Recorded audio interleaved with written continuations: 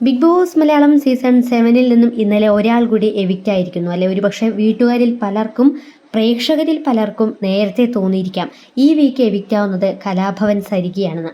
കാരണം ചേച്ചി ഈ ആഴ്ച എവിക്റ്റ് ആവുകയാണെങ്കിൽ രേഷ്മയെ പോയിന്ന് കണ്ടേക്കണേ എന്ന് അപ്പാനി ശരത്ത് പറഞ്ഞത് തന്നെ അതിൻ്റെ വലിയൊരു സൂചനയല്ലേ.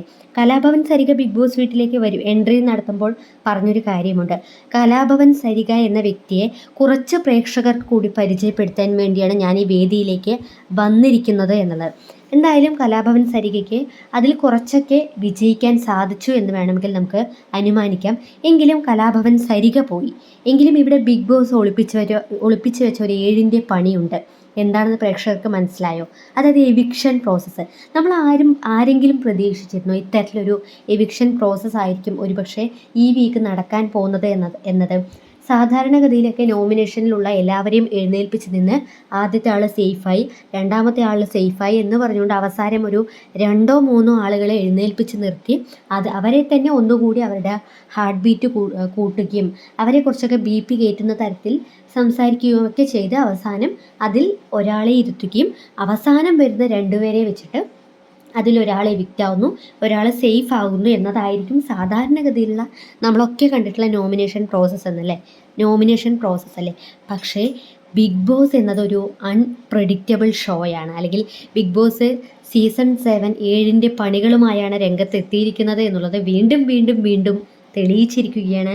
കാരണം അതുപോലൊരു എവിക്ഷൻ പ്രോസസ്സായിരുന്നു കലാഭവൻ സരികയുടേത്. കാരണം നമ്മൾ ആരും മനസ്സിൽ പോലും കരുതി കാണില്ല ഇത്തരമൊരു എവിക്ഷൻ ആയിരിക്കും കലാഭവൻ സരികയെ നേരിടാൻ പോകുന്നത് എന്നുള്ളത്. ആദ്യം തന്നെ ബിഗ് ബോസ് വീടിനുള്ള കലാഭവൻ സരികയുടെ വിടവാങ്ങൽ ഇങ്ങനെയായിരുന്നു. ആദ്യം തന്നെ സരികയും ഷാരികയും എഴുന്നേറ്റ് നിൽക്കുന്നു. അതായത് കലാഭവൻ സരികയും ഷാരികയും എഴുന്നേറ്റ് നിൽക്കുന്നു.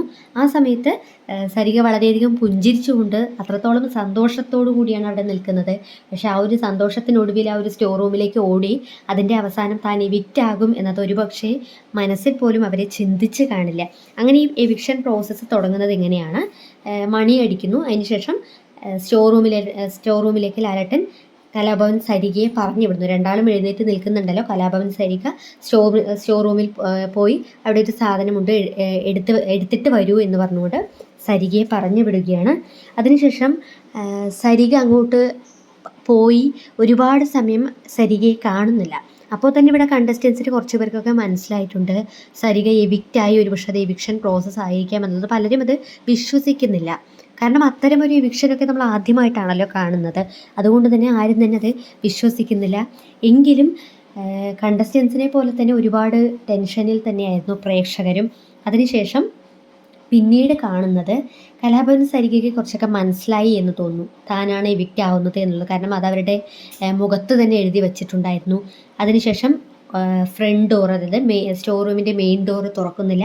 ബാക്ക് ഡോർ വഴി ബ്ലാക്ക് വസ്ത്രമണിഞ്ഞ ഒരാൾ വന്ന് കണ്ണ് കെട്ടിക്കൊണ്ട് കലാഭവൻ സരികയെ കൂട്ടിക്കൊണ്ടുപോവുകയാണ്. ശേഷം നമ്മൾ കാണുന്നത് സ്റ്റേജിലാണ്.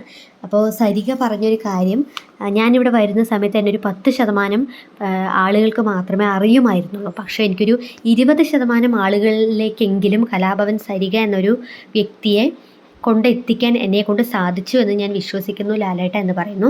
ഒരുപക്ഷെ എനിക്കിവിടെ പറയാൻ കുറച്ച് കാര്യങ്ങളുണ്ട്. കലാഭവൻ സരിക ബിഗ് ബോസ് വീട്ടിൽ നിൽക്കുന്ന സമയത്ത് അവരൊരിക്കലും ഇൻഡിവിജ്വൽ ഗെയിം കളിച്ചിട്ടല്ല നിന്നത്. കുത്തിത്തിരിപ്പ്, പരദൂഷണം, അങ്ങോട്ടും ഇങ്ങോട്ടും മാറ്റിപ്പറയൽ, ഒരുപാട് നിലപാടുകൾ മാറ്റിപ്പറയൽ, അത്തരത്തിലുള്ളൊരു സ്ട്രാറ്റജി ആയിരുന്നു മെയിനായിട്ടും ഈ ഒരു മത്സരാർത്ഥിയുടേത്. മാത്രമല്ല ഇവർ നിന്നിരുന്ന ആ ഒരു ഗ്രൂപ്പ്, അതിൽ പോലും ആ ഒരു ഗ്രൂപ്പിൽ നിൽക്കാതെ ഇൻഡിവിജ്വലായി സരിക നിന്നതാണെങ്കിൽ കുറച്ച് വീക്ക് കൂടി സരികയ്ക്ക് ബിഗ് ബോസ് വീട്ടിൽ തുടരാമായിരുന്നു. പക്ഷേ ഗ്രൂപ്പ് കളിച്ചുകൊണ്ട് തനിക്ക് കിട്ടിയ ഒരു ഓപ്പർച്യൂണിറ്റി സരിക കളഞ്ഞു എന്ന് മാത്രമേ ഞാൻ പറയുന്നുള്ളൂ. അതായത് ഈ കലാഭവൻ സരിക പോകുന്ന സമയത്ത് ആ ഒരു ഗ്രൂപ്പിലുണ്ടായിരുന്ന ഈ ഒരു ഗ്രൂപ്പിലെ മെയിൻ വ്യക്തിയായിരുന്നല്ലോ സരിക. അപ്പോൾ ആ ഒരു ഗ്രൂപ്പിലുണ്ടായിരുന്ന മറ്റുള്ള കണ്ടസ്റ്റൻസിനെല്ലാം അത് വലിയൊരു ഷോക്കായിരിക്കും. അവരൊക്കെ കരഞ്ഞുകൊണ്ട് അവർക്കൊരിക്കലും അക്സെപ്റ്റബിൾ ആയിരിക്കില്ല എന്നുള്ളതൊക്കെ ഒരുപാട് പ്രേക്ഷകർ ചിന്തിച്ചിരുന്നു. ഞാനങ്ങനെ ചിന്തിച്ചിരുന്നു. പക്ഷേ സരിക പോയതോടുകൂടി അവിടെ ഒരു മനുഷ്യർക്കും യാതൊരുവിധ കൂസലുമില്ല. തൻ്റെ സഹമത്സരാർത്ഥി പോയി എന്നതിൻ്റെ യാതൊരു വ്യത്യാസമൊന്നും തന്നെ ആരുടെ മുഖത്തും ഉണ്ടായതില്ല. എല്ലാവരും ഫുൾ ഹാപ്പി എന്നുള്ള മട്ടിലാണ് നിൽക്കുന്നത്. അപ്പാനി ശരത്ത് പോലും പറഞ്ഞത് ചേച്ചി ഇവിടെ നിന്ന് പോവുകയാണെങ്കിൽ രേഷ്മയെ പോയിന്ന് കണ്ടേക്കണേ എന്നുള്ളതാണ്.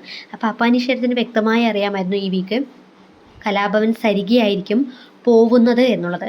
എന്തായാലും സരിക എന്ന ഒരു മത്സരാർത്ഥിയുടെ ഗെയിം, ആ ഒരു ഗെയിമിനെ കുറിച്ച് അവർക്ക് പ്രത്യേകം അത്തരത്തിലുള്ള സ്ട്രാറ്റജികളൊന്നും ഉണ്ടായിരുന്നില്ല. പക്ഷേ ഗ്രൂപ്പിസം കളിച്ച് ആ ഒരു തനിക്ക് കിട്ടിയ ഒരു ഓപ്പർച്യൂണിറ്റി അവരില്ലാതാക്കി എന്നുള്ളത് മാത്രമേ എനിക്ക് പറയാനുള്ളൂ. എന്തായാലും ഇനിയും ഒരുപാട് അവസരങ്ങൾ കലാഭവൻ സരിക എന്ന കണ്ടസ്റ്റൻറ്റിനെ തേടി വരട്ടെ എന്ന് മാത്രമേ നമുക്ക് ആശംസിക്കാനുള്ളൂ. കാരണം ഇതൊരു ഗെയിം ഷോയാണ്. ഓരോ ആഴ്ചയും ഓരോരുത്തരായിട്ട് പുറത്തു പോകേണ്ടതുണ്ട്. ഇന്നിപ്പോൾ മറ്റൊരു വ്യക്തി കൂടി എവിക്റ്റ് ആവും.